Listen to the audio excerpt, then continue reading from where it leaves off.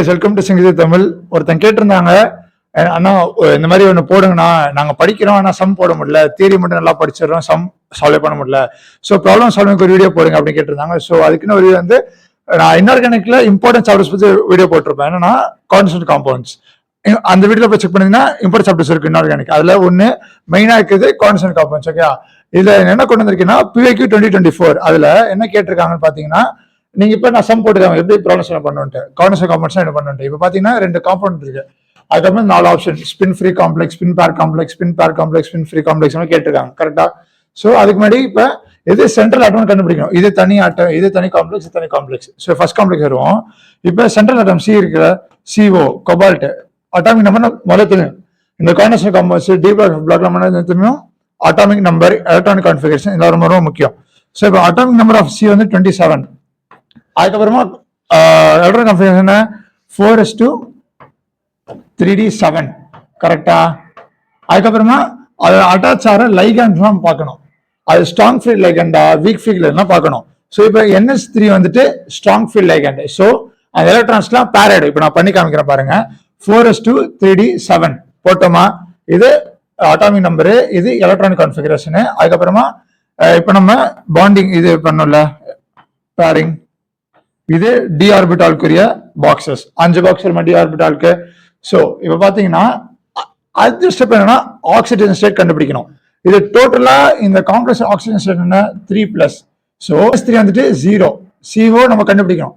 Oxygen கரெக்டா, அது X போட்டுக்கலாம். X இங்க போட்டீங்களா, NS3 0. ஸோ அப்போ X + 3 X + 0 = 3. அப்போ X = 3. ஓகேவா? அதுல அப்போ CO 3+. CO 3+னா 3 எலக்ட்ரான் எடுத்துடணும் பிளஸ். அப்ப இங்க 3 S 0 ஆயிடும். அதுக்கப்புறமா 2 போயிடுச்சு, இங்க 1 போனா 3d6. கரெக்டா? 3d6னா இங்க முதல்ல போட்டுருங்க. இப்படி இருக்கு, இப்படி இது 2 இருக்கு, தனித்தனியா இருக்கா. இது ஸ்ட்ராங் ஃபீல்ட் லைகண்ட்னால பேரப் ஆயிக்கும். பேரப் ஆனதுக்கு அப்புறமா இங்க 1 இங்க 1 போனதுக்கு அப்புறமா என்ன ஆகும்? இந்த மெத்தட்லாம் கான்ஸ்டன்ட் காம்பவுண்ட்ஸ்ல ரொம்ப ரொம்ப ரொம்ப ரொம்ப இம்பார்ட்டன்ட். ஸோ பேரப் ஆயிடுச்சு. புரிஞ்சுதா? இது நம்ம கண்டுபிடிச்சிட்டோம். நெக்ஸ்ட் இது 4s ஆர்பிட்டால்ஸ், இது 4p orbital. Next hybridisation D2sp3 octahedral complex. D2sp3 இது D2, இது sp3. இது ஹைபிரிடைசேஷன். இது வந்து spin bird complex, inner orbital complex. புரிஞ்சுதா? மேபி இந்த ஆப்ஷன் வரலாம், இந்த ஆப்ஷன் வரலாம். ஸோ இது நம்ம எடுத்துடலாம். புரிஞ்சுதா? இந்த மாதிரி தான் கண்டுபிடிக்கணும். இப்போ நெக்ஸ்ட் இதுக்கு வருவோம். அதே மாதிரி கோபால்ட் 27 4s2 3d7. இதெல்லாம் ரொம்ப ரொம்ப முக்கியம். எல்லாம் பேசிக்ஸ். இது படிச்சாதான் கான்ஸ்டன்ட் காம்பவுண்ட்ஸ் டிஃபரன்ஸ் பார்க்கலாம். அதுக்கப்புறமா இங்க X போட்டுக்கலாம். F -1 -1 × 6 -6. So X - 6 = -3, X = +3. அதே சேம் தான். அதே CO +3 3 எலக்ட்ரான் எடுக்கணும் பாசிட்டிவா இருந்தா. ஸோ இது 2 போயிடும். அப்ப இங்க 1 போனா 6. ஸோ அதே மாதிரி 5 போடுங்க.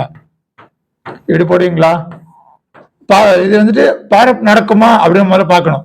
இது வீக் ஃபீல்ட் லைகண்ட் ஃப்ளோரின். ஸோ பேரப் நடக்காது. நடக்காததுக்கு அப்புறமா இது சிங்கிளா தான் இருக்கும். இங்க 1 இருக்கும், இங்க 1 இருக்கும். இது 4p, அதுக்கப்புறம் இது 4d. கரெக்டா? ஸோ இது ஆக்டாஹெட்ரல் காம்ப்ளெக்ஸ். So sp3d2. புரிஞ்சா? இது ஹைபிரிடைசேஷன் sp3d2. இது ஆனா அவங்க கேட்கல, ஆனா கான்ஸ்டன்ட் காம்பவுண்ட்ஸ் தான் இதை டைரக்டா எழுதிடணும். புரிஞ்சா? இது sp3d2 outer orbital complex, spin free complex. எதுக்கு நான் ஸ்பின் ஃப்ரீ காம்ப்ளெக்ஸ் சொல்றேன்னா, இது பேரிங் நடக்கல, ஏன்னா இது வீக் ஃபீல்ட் லைகண்ட், பேரிங் நடக்காது. இது ஸ்ட்ராங் ஃபீல்ட் லைகண்ட், பேரிங் நடக்கும். அதனால D2sp3, இது sp3d2. புரிஞ்சுதா?